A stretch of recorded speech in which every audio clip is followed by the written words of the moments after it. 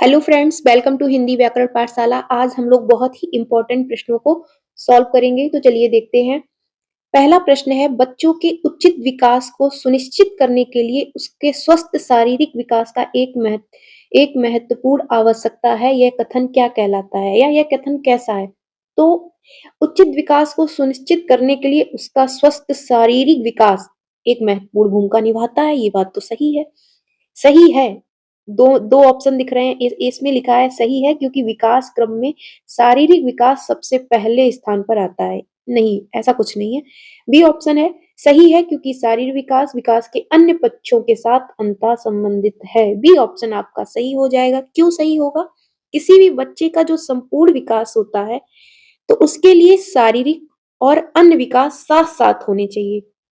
जितने भी विकास होते हैं वो एक साथ होते हैं, ठीक है? क्योंकि शारीरिक विकास और विकास के अन्य पक्षों के साथ अंतः संबंधित हैं। इसीलिए बी ऑप्शन सही हो जाएगा और ए ऑप्शन इसीलिए गलत हो गया क्योंकि यहाँ सबसे पहले स्थान पर किसको बोल दिया? शारीरिक विकास को। बी ऑप्शन हमारा सही है। नेक्स्ट क्वेश्चन पे चलते हैं। नेक्स्ट है, इरफान खिलौनों को तोड़ता है। उसको खिलौने दिए जाते हैं, वो तोड़ देता है। उसके पुर्जों को देखने के लिए और उन्हें अलग-अलग कर देता है कि उसके अंदर उसके पुर्जे कैसे जुड़े हैं आपस में, ये सब देखने के लिए वो अलग-अलग कर देता है, उनके टुकड़े-टुकड़े कर देता है। आप क्या करेंगे? उसके जिज्ञासु स्वभाव को प्रोत्साहित करेंगे और उसकी ऊर्जा को सही दिशा में संचारित करेंगे। जी हाँ, बिल्कुल। यही सही होगा। क्यों ये सही होगा? क्योंकि जो बच्चा है वो खिलौने को तोड़ देता है, इसका मतलब है बच्चा जो है वो जिज्ञासु प्रवृत्ति का है। वो जिज्ञासु है, वो उसमें उत्सुकता है कार्य को देखने के लिए कि इसके अंदर क्या है, कैसे जुड़ा है। तो जब जिज्ञासु स्वभाव को हमें प्रोत्साहित करना चाहिए ताकि उनकी ऊर्जा को सही दिशा में संचारित किया जा सके। बालक का मानसिक विकास सही दिशा में हो सके इसलिए उसका जो है प्रोत्साहित करना चाहिए। ए ऑप्शन सही हो जाएगा। नेक्स्ट क्वेश्चन पे चलते हैं। नेक्स्ट है हमारा, बच्चों के विकास के सिद्धांतों को समझना शिक्षक की सहायता करता है। देखो, बच्चे बच्चे के विकास के सिद्धांत को समझना शिक्षक की कैसे सहायता कर सकता है, इस पे बात हो रही है। शिक्षार्थियों को क्यों पढ़ाना चाहिए, यह औचित्य स्थापित करने में नहीं। शिक्षार्थियों की भिन्न अधिगम शैलियों, यहाँ शैलियों होना चाहिए। शैलियों को प्रभावी रूप से संबोधित करने में, बिल्कुल। बी ऑप्शन हमारा सही हो जाएगा। बच्चे के विकास का सिद्धांत जो है वो समझना इसलिए भी जरूरी हो जाता है क्योंकि इसके माध्यम से शिक्षक जो है बच्चों की रुचि, व्यवहार, संवेग पर उनके बारे में सही दिशा में निर्देशित कर सकता है। जब उनके बारे में जानेगा ही नहीं तो वो क्या बताएगा? उनकी आवश्यकताओं में ध्यान में रखकर अगर वो शिक्षण शैलियों का निर्माण कर पाएगा तभी तो जो शिक्षा है वो सुचारू रूप से हो पाएगी या बच्चे उसमें रुचि ले पाएंगे, तभी तो प्रभावी रूप से संचालित कर सकता है। इसीलिए बी ऑप्शन सही हो जाएगा। नेक्स्ट क्वेश्चन पे चलते हैं। नेक्स्ट है हमारा, प्रत्येक शिक्षार्थी स्वयं में विशिष्ट है। बिल्कुल सही है। इसका क्या अर्थ है? इसके अर्थ के बारे में बोल रहा है। एक शिक्षार्थियों के लिए एक समान पाठ्यचर्या संभव नहीं है, ये तो गलत है। एक विषम रूपी कक्षा में शिक्षार्थियों की क्षमताओं को विकसित करना असंभव नहीं। कोई भी दो शिक्षार्थी अपनी योग्यताओं, रुचियों और प्रतिभाओं में एक समान नहीं होते हैं। यही तो लिखा है, प्रत्येक शिक्षार्थी स्वयं में विशिष्ट है। अब विशिष्ट क्यों है? क्योंकि उसकी योग्यता अलग है दूसरे बच्चे से, उसकी रुचि अलग है, उसकी प्रतिभा अलग है, उसकी गति अलग है प्रगति करने की, उसकी वैयक्तिक जो भिन्नता है उसके बारे में ही ये बात हो रही है। इसीलिए हर एक बच्चा स्वयं में विशिष्ट है।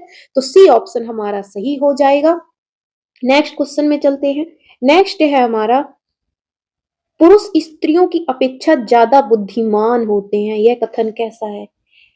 ये कौन-कौन मानता है कि पुरुष जो है वो स्त्रियों की अपेक्षा ज़्यादा बुद्धिमान होते हैं? देखो, ये रूढ़िवादिता की बात है। ये हम नहीं कह सकते कि नहीं स्त्रियाँ ही इंटेलिजेंट है या पुरुष ही इंटेलिजेंट है।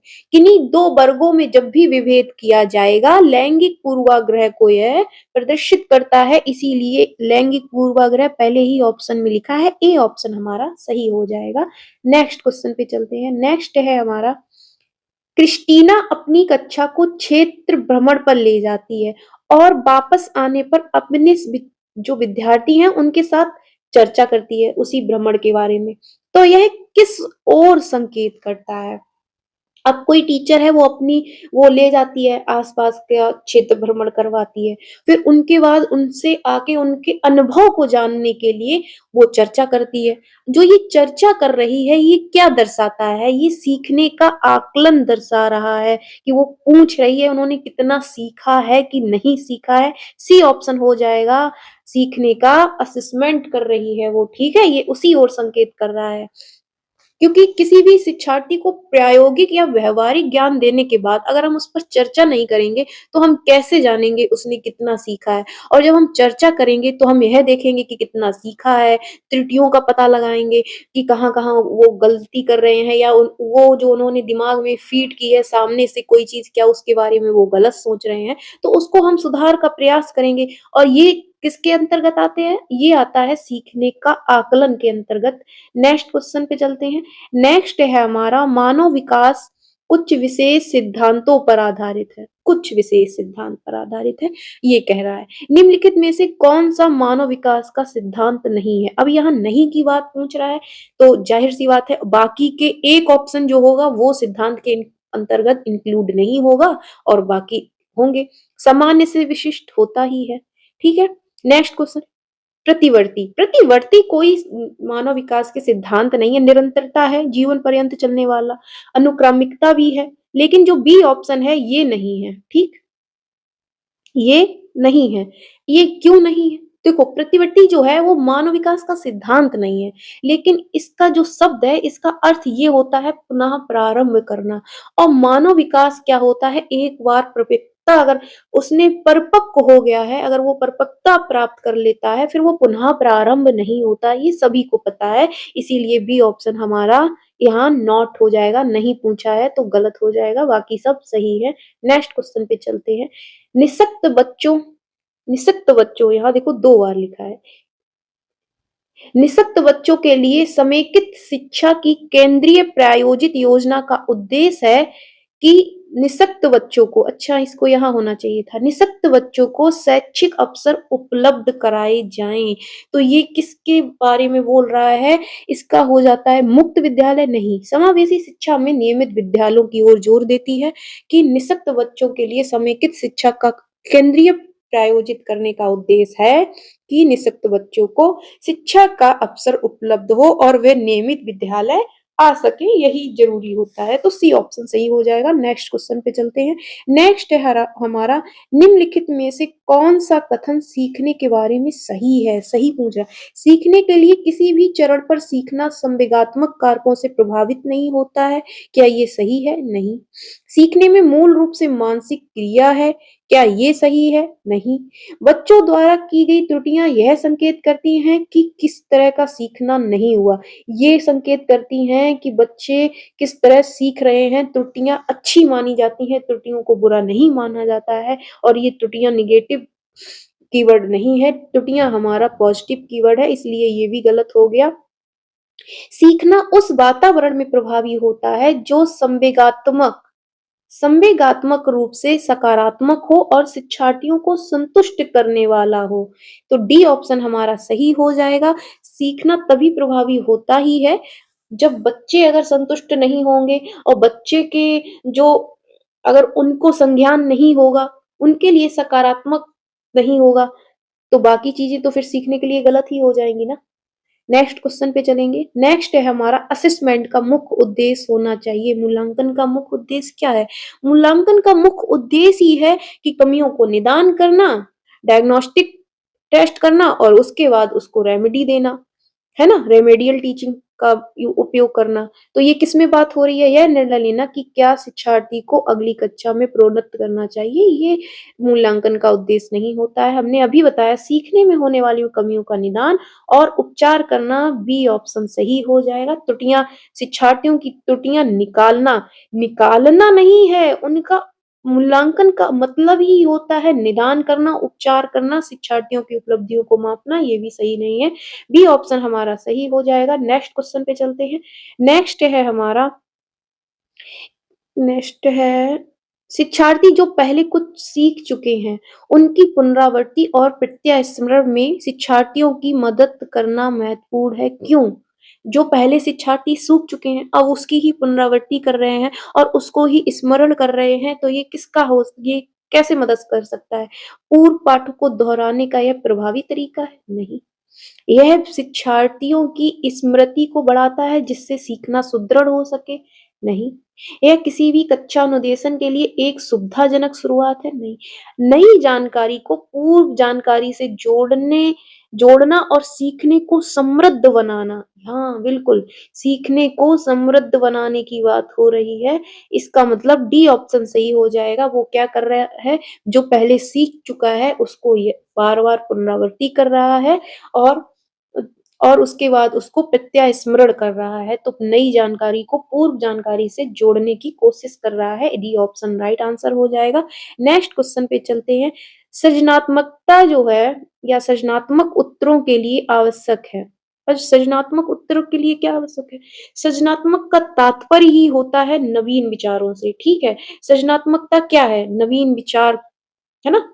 तो नवीन विचार स्वतंत्रता के वातावरण से ही आते हैं। और सृजनात्मक जो उत्तर होते हैं उनके लिए आवश्यक है कि छात्रों से किस तरीके मुक्त उत्तर वाले प्रश्न पूछे जाएं। क्यों? क्योंकि बालक उनको स्वतंत्रता पूर्वक अपने विचारों में नवीन आयामों का समावेश कर सकते हैं। ए ऑप्शन सही हो जाएगा। अभी देखिए, अभी अगर आप पूछेंगे कि कहीं आपने कोई जगह दिखाई है, भ्रमण पे ले गए हैं, अब आप कह रहे हैं कि अपने वर्णन में, अपने शब्दों में उसका वर्णन करो, तो छात्र ज़्यादा अपने अनुभव के हिसाब से बता पाएगा ना, उसने वहाँ क्या-क्या देखा है या क्या नहीं देखा, क्या उसको अच्छा लगा, क्या बुरा लगा, तो वो उसके खुद के अनुभव होंगे और वो खुद के अनुभव को बताना या मुक्त ज़्यादा अपने मन से चिंतन करके, तर्क करके उत्तर देने को हम लोग बोलते हैं मुक्त उत्तर वाले प्रश्न। और ए ऑप्शन सही हो जाएगा, सृजनात्मक उत्तर के लिए आवश्यक है। नेक्स्ट क्वेश्चन है शिक्षार्थियों को के लिए प्रोत्साहित नहीं करना चाहिए। किसके लिए प्रोत्साहित नहीं करना चाहिए इसकी बात हो रही है। तो अधिक से अधिक पाठ सहगामी संक्रियाओं में हिस्सा लेने के लिए, शिक्षक जो पूछ सकते हैं उन सभी उत्तर को याद करने के लिए। अब नहीं की बात हो रही है तो जाहिर-सी बात है कि रटने पे तो जोर नहीं देंगे, है ना? और यही हमारा गलत हो जाएगा। B option is the right answer. Next question पे चलते हैं। निम्नलिखित में से कौन सा रचनात्मक आकलन फॉर्मेटिव के लिए उचित उपकरण नहीं है? देखो, नहीं की बात हो रही है, फॉर्मेटिव असेसमेंट की हम पहले भी बात कर चुके हैं। जो पढ़ने की प्रक्रिया के दौरान होता है, ठीक है, उसको ही हम लोग फॉर्मेटिव असेसमेंट कहते हैं। अब चलते हैं ऑप्शन के साथ। ऑप्शन में दिए रखा है सत्र परीक्षा, प्रश्नोत्तरी और खेल, दत्त कार्य। दत्त कार्य जो है वो उचित उपकरण नहीं है रचनात्मक आकलन के लिए, इसीलिए सी ऑप्शन सही हो जाएगा। ठीक है, नेक्स्ट क्वेश्चन पे चलते हैं। नेक्स्ट है हमारा, विद्यार्थियों के सीखने में जो रिक्तियां रह जाती हैं उनके निदान के बाद क्या करना चाहिए? मान लो गैप फिल करने हैं तो हम क्या करेंगे? जाहिर सी बात है, हमने कितने बार आपको बताया और अभी कुछ मिनट पहले भी बताया कि उपचार करेंगे ना। जब डायग्नोस्टिक टेस्ट हो जाएगा, निदान जब हम रक्त जैसे क्या गैप है उसकी कमी को पकड़ लेंगे, तो हम प्रयास करेंगे ना उसको सुधारने का। और उसको कैसे सुधारा जा सकता है? रेमेडियल टीचिंग के द्वारा। तो सी ऑप्शन आपका सही हो जाएगा। नेक्स्ट क्वेश्चन पे चलते हैं जो कि हमारा आज का लास्ट प्रश्न है। तो नेक्स्ट हमारा क्वेश्चन है, भारतीय समाज की बहुभाषिक विशेषताओं को कैसे देखा जाना चाहिए? जो बहुभाषिक विशेषता है आप उसको किस तरीके से देखते हैं? अगर आपके आस-पास के लोग अलग-अलग एनवायरनमेंट से, अलग-अलग परिवेश से होंगे और अलग-अलग वैयक्तिक भिन्नता रखते होंगे, कोई ईद मनाता होगा, कोई दिवाली मनाता होगा, तो हम उनसे सीखते ही है ना कि उनके यहाँ ईद में क्या-क्या चीज़ें बनाई जाती हैं या दिवाली पे कैसे पूजा होती है, या जो ईसाई हैं या क्रिश्चियन है, मतलब कि अलग-अलग जो लोग हुए हैं अलग-अलग परिवेश से, तो हम उनसे सीखते ही तो हैं कि वो किस उनके यहाँ क्या खान-पियन है, अपने यहाँ कैसा है। तो ये एक तरीके से अच्छी चीज़ है ना, ये तो खराब है नहीं, ये तो संसाधन के रूप में काम करता है। तो विद्यालयी जीवन को समृद्ध बनाने के रूप में इसको देखा जाना चाहिए। डी ऑप्शन हमारा सही हो जाएगा। क्योंकि देखो, जब बच्चे दूसरों की लाइफ को देखते हैं क्योंकि वो वैयक्तिक भिन्नता वाले बच्चे हैं, बहुभाषिक वाले बच्चे हैं, उनकी भाषा अलग तरीके की है, तो हम उसको रिसोर्स की तरह ही देखेंगे, ठीक है? जीवन को समृद्ध बनाने के रूप में ही देखेंगे। D option is the right answer. तो साथियों आज बस इतना ही, मिलते हैं अगले वीडियो में। आपको मेरी क्लास कैसी लगती है कमेंट में प्लीज़ ज़रूर बताया करें और नेक्स्ट टॉपिक या नेक्स्ट किस सब्जेक्ट पर आपको वीडियो चाहिए वो भी कमेंट में बताएँ। तो तब तक के लिए जय हिंद, जय भारत, वंदे मातरम।